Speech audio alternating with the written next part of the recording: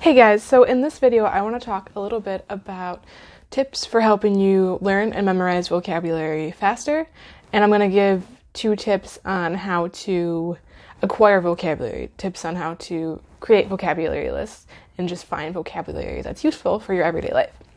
So the first 2 things I want to talk about is how I study vocab, and I touched base a little bit about this in another video when I was studying for the CHILS exam for Italian.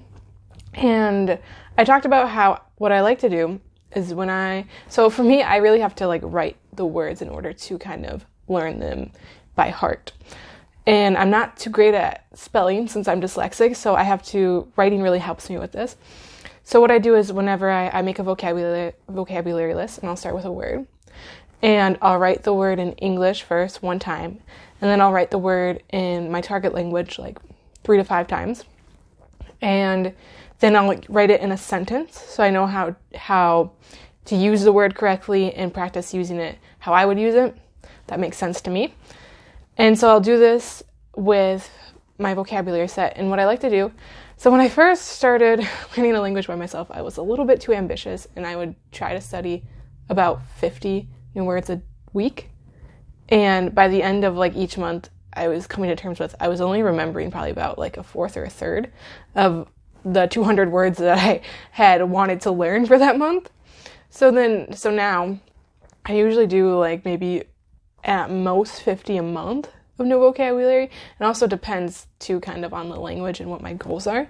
But for the most part, it's probably around 50. So I kind of stick with that for a month, and then at the end of the month I can see which words, I feel like I know well, and which words maybe I should add to the next month's list. Or maybe too after I like to do it a 3-month recap and see if I still remember the words as well as I did when I first started studying the list. And I'll show you a picture of what that looks like.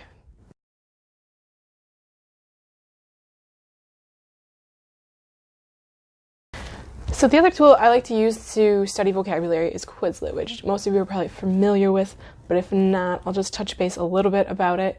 And I feel like the great thing about this is you can download it as an app, and so if you have dead time, I don't know if you're waiting between appointments or whatnot, you can really just pull out your Quizlet app and start, studying vocabulary a bit. And there's a lot of different functions than when I first discovered Quizlet, this was probably in middle school, and there weren't as nearly as many functions on it as there is today. You can add photos and stuff and switch languages, obviously, but back when I started, I don't think that was a thing.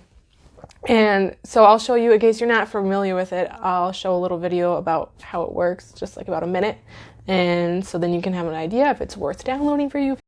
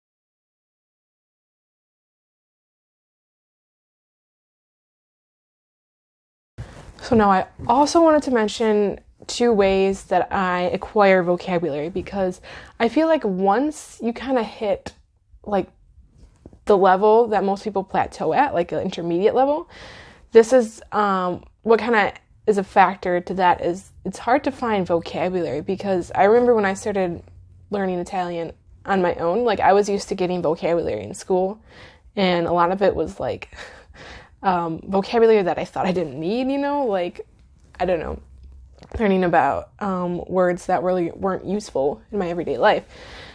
But learning a language on your own, you kind of have to find your own vocabulary, obviously. So I would just go through like subjects and just kind of breeze through them.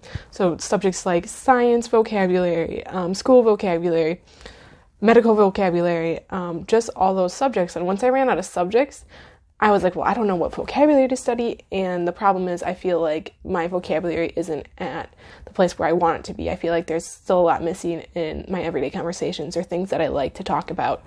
I don't know the words for, but I can't find like advanced sets. And this could depend on the language too, because I'm sure can be a little bit more easier for languages like French and Spanish to find a more vast, expansive vocabulary resources than languages like Norwegian or Italian sometimes.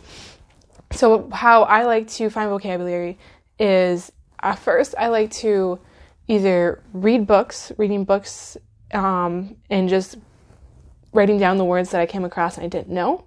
And also, if you feel like reading isn't something you like, or like you don't want to spend a lot of time doing, like it's hard to get caught up in a book, like you can't sit for a couple hours and read a book, then I would recommend using articles online, finding articles that you're either interested in, or categories that you want to acquire more vocabulary of, things you want to talk more about, or things that you feel like you talk a lot about in your daily life, but you want your vocabulary kind of is missing for that. I did this a lot, and it helps. I still do it all the time, and it helps to find words that, are useful, but aren't words that you'll probably find in a vocabulary set from your teacher or online. And so the second thing I want to recommend is using things like music and movies or videos. So for music, you can find songs that you like in your target language. And what I would do is I would write down, I also put this in another video. So I would write down the lyrics to the song, and then I would write the translation in English, and then I would highlight any words that I came across that I did not know, or phrases. And then I would add that to my vocabulary list, especially if they were words I felt like were important to know, or words that I used a lot in my daily life, or enough in my daily life to be useful. And you can also do this, like if you watch, videos on YouTube in your target language, you can put on like the subtitles or closed captioning if they have it. Sometimes it's tricky because they don't, or they're not, right. But also write down words you don't know that you've come across, or just with movies too, put the subtitles on, write down words that you didn't know. And that way you're not studying it in a way that is tiring or boring, or just something you can get sick of a lot just by doing lists and then studying it and practicing. That can get a little bit monotonous sometimes. So I think a good way is to kind of switch up your methods too. And you're incorporating things that you like. You're learning about words and subjects that you like and that you'll use. So that way you kind of have a good system going where you're not going to get bored of doing the same thing every time. So that is it for this video. If you liked it, be sure to give it a thumbs up. If you're into learning languages, traveling, au pair things, be sure to check out my channel, subscribe if you want, and I will catch you all on the flip side. Ciao, ciao.